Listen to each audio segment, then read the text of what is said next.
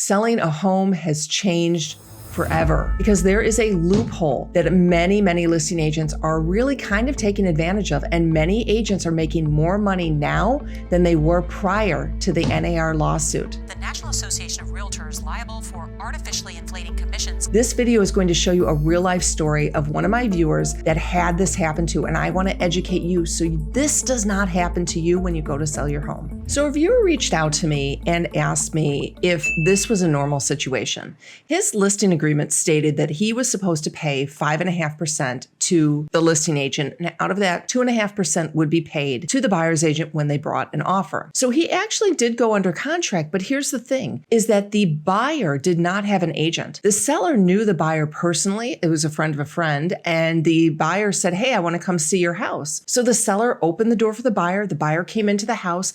The buyer hired an attorney to write up the real estate contract, presented the offer to the seller's agent, and negotiated it themselves. So the question becomes, where does that 2.5% go that was supposed to be paid to the buyer's agent? Now, the buyer thought that it was going to go back to the seller, and that's why they came in with the offer that they did. And the seller thought, hey, well, if there's no buyer's agent, then that 2.5% would come back to me. But the listing agent said, absolutely not, because you signed a contract for 5.5%. So 2.5% comes back to me. Now, I'm really going to get in depth in this video today, and that's because this is a very complicated topic that is affecting a lot of people, and even real estate agents are not really sure about how to handle this. They don't know how the law is working. They don't know how to advise their sellers. And now what I'm finding is that many real estate agents out there are using a loophole, basically a loophole in contracts right now to make more money than before the NAR lawsuit. And if you don't understand these things that I'm going to talk to you about, this may happen to you as well. So going back to this real story, this seller reached out to me because he was really confused because he thought, hey, that 2.5% should come back to me. Now, when he talked to the agent about it, she said, no, absolutely not. I'm a dual agent on this deal, and that means that I get the 2.5%. Now, dual agency means that you're representing both the seller and the buyer, and I'm going to get a little bit deeper into that later on in the video.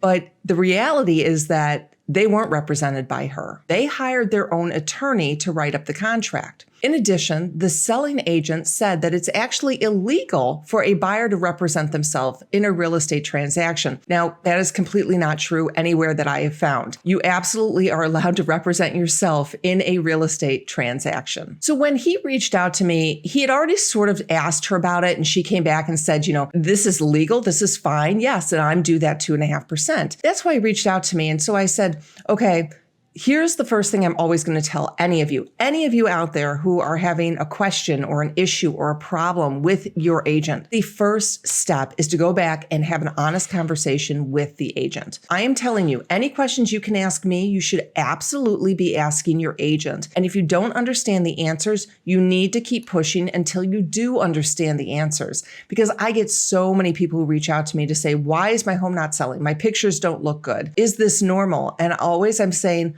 go back and talk to your agent about it. So he did go back again and talked about it. And she kind of threw down and she said, no, I'm a dual agent. Now, in order to be a dual agent, you have to have both the buyer and the seller in agreement to know that you are a dual agent. So I asked him, well, did you sign an agreement stating that you would be okay with dual agency? What he said was, in the contract, it did look like there was implied dual agency. Now, what that means is that he did not have to specifically agree or not agree to dual agency. Just by signing his listing agreement, it basically states that he is implying that the seller's agent will always be representing any buyers that come through unrepresented. So that would be considered to be implied dual agency, which I think is kind of a scam. And I'll talk about dual agency, like I said later. It's a big, long conversation, but I think dual agency really should be illegal. I don't think it's a good thing in our industry. So in this contract, it was kind of stuck in there to say, okay, it was implied and he did sign the listing agreement. So therefore, yes, he technically agreed to dual agency. But in order to be a dual agent, you have to be very clear with the buyer that you are also representing the seller at the time they're seeing the home. So what should have happened is the selling agent should have met the buyers at the home with either one of two agreements. The first agreement should have been a dual agency agreement that says, hey, I'm representing both the seller and you. Or it it should have been a notice of no agency, which means, hey, I'm only representing the seller. The listing agent didn't have either of those, didn't even meet the buyers until after the contract had been submitted. Now, the listing agent had to get that signed in order to get paid out by her brokerage. And so she went to the buyers and said, I need you to sign this dual agency form. And they said, but you're not a dual agent. And she said, well, I am, because I'm the listing agent. And they refused to sign the dual agency form. And they threatened to pull out of the deal because of this agent's actions. Now, that to me is just stunning.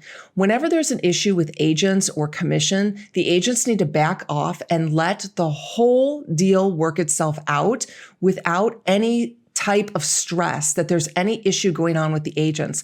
Because you have to remember that buying a home is emotional. And if those buyers started to feel like the least bit, kind of freaked out about the whole situation, they could pull out. They didn't have to stay in the deal. So they were mad. Real estate agents, we've been dealing with this new commission structure, realistically since March. However, we have known about this for a few years. So we've known this is coming, and I've spent a lot of time educating myself. And what I'm going to tell you is it's even complicated for me. So when I'm going through it, if I get into the weeds a little bit, don't worry, maybe watch the video again.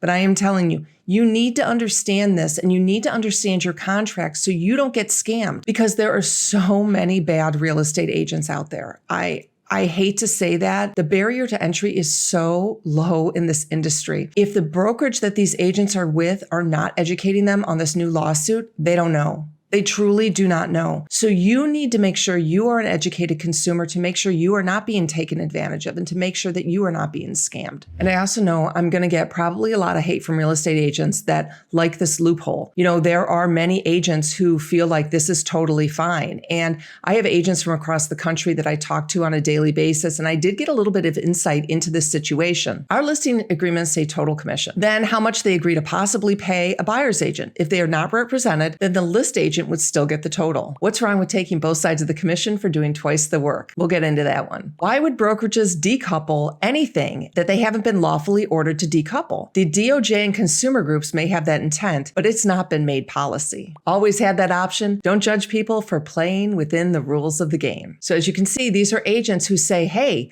this situation is totally normal and totally fine. So let's go into what this is really about and how you can protect yourself. So what is the real issue here? The issue is that if you sign a listing agreement and you agree to pay out a buyer's agent in that listing agreement, and the buyer comes with no agent, where does that additional money go? Does it go back to you? Does it go to the listing agent? And I'm going to give you a little bit of background on why we're in this situation if you haven't been following the news. So there was a big lawsuit. It was a class action lawsuit that the DOJ intervened in and actually joined. The lawsuits argued that NAR, with its more than 1 million brokerage members, violated antitrust laws by setting certain requirements that led to a standard commission. The settlement now bans the NAR from making any set rules that would let a seller's agent compensate for a buyer's agent. The norm had been the 5 to 6% commissions, although the NAR said in a call today that they vehemently deny that there are any set commissions, saying they are always negotiable. In addition, they were saying, and this is the key, is that there was no transparency in how a buyer's agent was getting paid. Now, typically in the past, what would happen is the seller would agree to pay a percentage, 4, 5, 6%. And of that, they would generally split in half that amount to pay out to the buyer's agent. Well, sellers were never allowed to negotiate that payment out to the buyer's agent. Now, that's not really true, because if the sellers had been educated, they could have asked and they absolutely could have negotiated that. But it's kind of been an unwritten rule that that is not something that you really could negotiate, but you really could. Now that consumers are much more educated, they absolutely know that it is their right to start negotiating out that buyer's commission. So this is bringing about transparency. This is bringing about clearer understanding of where the money goes. So now we're getting back to this contract where there is a lot of ambiguity in this. There's a lot of questions about where does that extra 2.5% go. So as I said, there's a lot of information here, and I know I just updated my seller's playbook last video. I'm going to update my seller's playbook again with a lot of this commission information in there so that you can have it and understand it. And then you can ask your agents when you're signing your listing agreement, where does this go? What about this? And here, if you are in a contract right now and you don't know what is going on, I want you to go back to your agent and I want you to keep asking the questions until you understand the answers. So there's a key concept here. Now, when you're going into your listing agreement, you are going to pay your listing agent a certain percentage. So there are 3 points you need to understand. 1, how much are you paying your listing agent? Specifically, how much money are you paying your listing agent? What percentage, what flat rate are you paying your listing agent to sell the house? Number 2, how much are you paying out a co-op buyer's agent? Now, I really do think it's in your best interest to pay out a buyer's agent in order to get your home sold. That is really what we're seeing right now. We didn't know how the lawsuit would affect things, but we really are seeing that people who are choosing not to pay are really the ones who are not getting the showings. And then point number 3, you need to understand how much your listing agent will make if an unrepresented buyer comes to the table. This is the scenario that the seller was in. An unrepresented buyer came to the house and wrote an offer. How much was that listing agent entitled? So the reality is that the listing agent was claiming dual agency. Now, the seller, like I said, had implied dual agency in your contracts. You need to make sure you understand, are you implied dual agency or are you agreeing to dual agency? In my old contracts before the lawsuit, the seller would actually agree or not agree with an initial if they agreed to dual agency. But you need to understand, is yours signed or is it implied? And is it legal in your state? Many states vary. This is inherently just a bad idea in general. And I've done it. I mean, I've done dual agencies, and for agents, it's a windfall because you're getting both sides of the commission. You're getting the list side and the buy side, and it can make a significant difference, especially if you're not always working with that buyer. Now with the new laws in place, this whole idea of transparency has come into place. And I believe most brokerages are going to have to revise all of their contracts to kind of fall in line with this. So like I said, the reality is that she wasn't acting as a dual agent, and it is imperative that dual agency is talked about before the buyer sees the home. Now that did not happen, so she really could not get that buyer to sign that agreement because the buyer was aware and savvy and knew that he was not in a dual agent situation and he did not want that money. That money was supposed to go towards the seller. And ultimately the real issue with dual agency is that nobody really feels good about it. Like, the listing agent is not supposed to tell the buyers anything about the home. They can't help them with pricing. They can't help them with anything other than just being transactional, writing up the contract, presenting it, and negotiating it. And I know how I operate, and I know how I operated in a dual agency situation. And I know very much that I am ethical as far as what I would say and what I would not say. But I have to judge myself. I have to be accountable to myself. There are many agents out there who are not ethical, who would just go ahead and tell the buyers and the sellers everything between what they're saying. And that is just not great, which is why dual agency really, really is very, very tricky. So now I want to make sure you review your real estate contract closely. Okay. If you need to get an attorney involved before you sign the listing agreement, you might be able to, so an attorney can explain to you. My listing agreements now, which I'm going to show you, are pretty easy to understand right now, but don't feel uncomfortable if you don't understand what's going on in that contract. And that agent should be able to explain the contract to you. If that agent can't explain the contract to you, move on to another agent. So I want to go back to my real life scenario and let you know what happened. How did it finish up? So the seller was very upset by this point and now is telling all of his friends, especially the person who referred this agent, that this agent is not a good agent. And now he's angry, and the selling agent talked to them and basically knew that there was nothing she could do because she did not have a dual agency agreement signed. Now he did elevate this to a managing broker. So if you're in a situation where you feel like you can't talk to your agent and you need help, don't talk to an attorney. I want you to go to the managing broker of that agent. So the managing broker, while you may think is just their boss, it's somebody who really, it's very, very important that they follow the rules. And what I have found most of the time is that the managing brokers will side and err on the side of the consumer. And that is because they do not want to lose their license and they do not want to lose their brokerage. So don't feel like you can't elevate it to the managing broker. That would be your second step. So as they elevated it to the managing broker, she realized she could not tell them that she was taking that other 2.5% commission. So they did a revision to bring that down to 3%. Now, the problem with this contract, like I stated, is there was no area that said what if a buyer comes unrepresented? Or what if a buyer is not asking for commission? Now, this is where it gets really, really tricky and really sticky. And this is where I'm going to tell you that I'm probably going to differ from a lot of agents that are out there, is that I do not think as a seller, you should be pre-negotiating your buyer agent commission. Okay, that's going to be a little controversial, but I want to tell you why. You shouldn't do that because let's pretend you will pay out the buyer commission. And of course, I'm recommending that you pay out the buyer commission, but there is zero reason you should pre-negotiate that. Let me give you an example. Let's pretend that you pre-negotiate that you're going to pay out a 3% to the buyer's agent who brings a buyer. And the buyer's agent calls the listing agent and says, are you paying a buyer's agent commission? And the listing agent says, yes, we are. It's 3%. And the buyers say, you know what? We don't need that. We're paying cash. We're in a competitive market. I'm going to pay my buyer's agent outside of the transaction. And then they write an offer and there's no buyer compensation in there. None. Because they're taking care of it on their own. Or what if it's a family member? So now they're thinking, okay, one of two things could happen is that they could write up the contract with the 3%, which they weren't going to ask for in the beginning because maybe it was a friend, maybe it was a family member, maybe the buyer was going to pay them outside. But now they know, hey, there's 3% waiting there. Why don't we get it? So they're going to write up the offer for 3%. They'll bring it. They'll get the 3%. Or they write it up for 0 thinking it's going to go back to the seller and the seller doesn't get it. The agent gets it. So that's why this is so important that you understand that third point that I mentioned is that you have to know how much is the listing agent getting paid if there is an unrepresented buyer or if they are not asking for a buyer commission. Now I'm going to show you my actual real estate agreement that we use. I am with EXP and EXP is a national brokerage. This is all about what you say because it matters. Educating the consumer with options instead of fear. What strategies and negotiations are going to be best for whether you're representing as a seller or representing the buyer.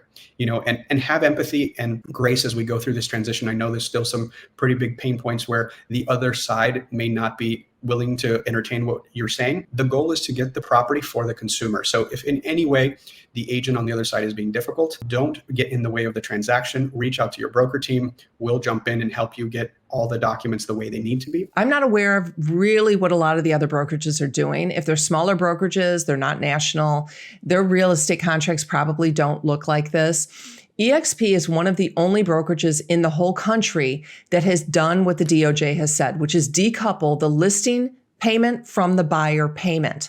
So let me show you what you're looking for in your contract. You want to see in your contract that you are paying out the listing side. How much are you paying the listing agent in order to sell your home? Then I want you to look and see how much are you paying an unrepresented buyer or a buyer that doesn't need the commission. In the EXP contracts, we have this in our agreement. So now you're going to say, why should the listing agent get any money if the buyer is coming unrepresented? Well, there is a lot of work when you have to represent also the buyer in the contract and the work. You have to write up the contract. You've got to do the negotiations. You've got to coordinate with their inspection. I mean, there's a lot more work there. How much are you willing to pay out that listing agent if a buyer comes unrepresented? In our EXP agreements, that's negotiable. That's something if a buyer comes straight to me and I negotiate, how much additional am I getting paid? Now, if you notice in our agreements, it says that EXP does not share commissions with the buyer's broker. This is really complicated. Okay. So in the past, the way it's worked is that the listing brokerage would pay the buyer's brokerage. That's how it would work. Now what's happening is EXP, other brokerages are different, but EXP, the listing brokerage will never pay the buyer brokerage. Technically, there are a few situations where that may happen, but we are not paying out as the listing brokerage to the buyer brokerage. The seller is paying the buyer brokerage. So any compensation offer is coming in directly from the buyer broker to the seller. That's a contract between the two of them, and the listing agents are not involved in that. Now, in the EXP agreement, there is no place in here where you put in how much you are paying out the buyer's agent. And that is kind of a philosophy across the country with EXP, is that you should not be telling the buyer agents how much you're paying out in commission. I firmly agree and believe that the seller should be paying out the buyer's agent, and really kind of a going rate, because most likely that buyer is not going to be able to afford to pay that buyer's agent on top of the house. It's all a negotiation now, and that's how we want it to come in. So on my listings, what I'm saying is, yeah, they're paying a buyer commission. bring it with your offer. Now, what if somebody brings it at 2% versus a 3%? That all works into the agreement. It all works into the price of the home. So that's what I really want you understanding is that should you be stating upfront how much you're willing to pay out a buyer agent? I'm going to give you a warning. You are going to get a lot of pushback from listing agents here. A lot. Because it's easier for them to say, yes, my seller is paying out a 3%. Yes, my seller is paying out 3.5%. Yes, my seller is paying out a 2%. It's easier for them and it makes them look better because now they are in the position where they have convinced their sellers to pay out a certain percentage. But what happens, and I had this happen with a seller who reached out to me. She had agreed to pay out 5.5% to the listing agent and she was paying a buyer broker, but the buyer broker was only paying out 2% to the buyer's agent. So now when the buyer's agents were calling the listing agent was saying, yeah, she's paying out 2%.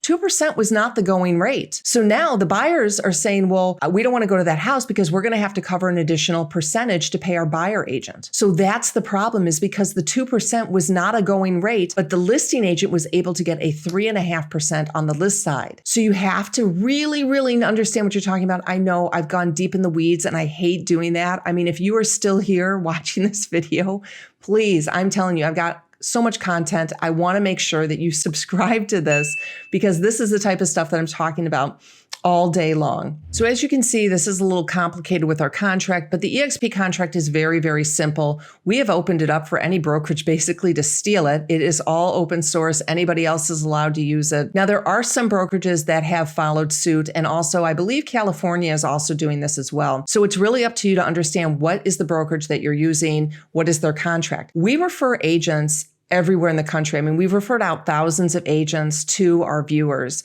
and I cannot tell you for sure what their contracts look like. So we may be referring you to somebody that might not have the same views, the same philosophy, but that's okay because now that you are understanding what we're talking about, you're more educated and you can go in and talk to the agent and ask these questions. It doesn't mean that the agent is trying to necessarily scam you. It doesn't mean that they think that they're going to be able to get more money from you. They may not know because their brokerage may not have educated them, and they just might need to have those questions come out. So it's completely clear for you in the contract. So I'm going to tell you the 4 things that are most important that you need to understand. The first thing, you have to get a good agent. Now, when I say a good agent, I mean somebody who has done their education on these contracts, somebody who knows this, somebody who's gone deep in it. I mean, I do this full time. If I was not working full time and doing this, if I was a part-time agent, there is zero way that I would know all this. If I had another job and I was trying to be an agent, no chance would I understand this. Now, we are referring to agents across the country. So as sellers, we have had a lot of sellers reach out to us who want us to place them with 2 to 3 agents who are in their town who know transactions. And if you are like, I really need to talk to somebody experienced, you guys know you can reach out to us. Go ahead, scan the QR code, or we have a link below. And we are working on finding agents that are really, really experienced. Now, they may not be exactly like me because I don't know exactly what's going on in their specific state with their specific contracts, but that's okay because now you are educated, and any agent that we give to you, you are going to be able to have that great conversation with.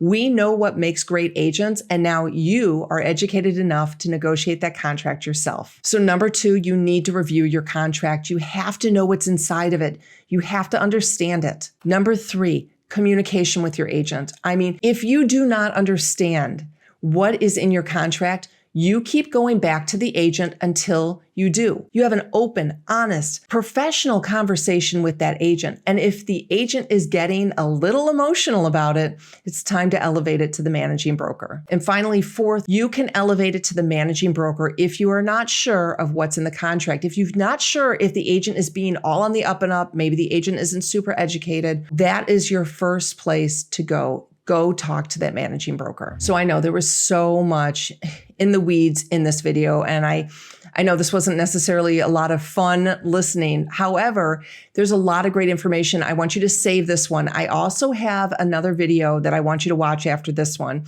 And this video is going to talk about the biggest mistake that you can make when you go to sell your home. Now, I'm going to give you the answer. It's choosing the wrong agent. I give a lot of reasons why, and I'm not disparaging my fellow agents because there are so many good agents out there. Really, really, truly fantastic agents that I vouch for, that I think are wonderful, wonderful representatives for their sellers and their buyers.